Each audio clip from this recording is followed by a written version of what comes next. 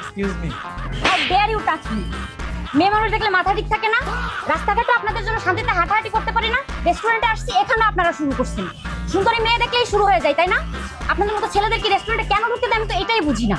বাসায় কি মা বোন নাই আপনাদের? চিনেন না জানেন না একটা মেয়েকে এসেই টাচ করে বসছেন? আপনাদের মতো ছেলেদের জন্যই মেয়েরা ঠিকঠাক মতো বাসা থেকে বের হইতে পারে না। যান এখান থেকে। এক্সকিউজ মি, মানে আপনারা মেয়ে মানুষ না সবসময় বেশি বুঝেন।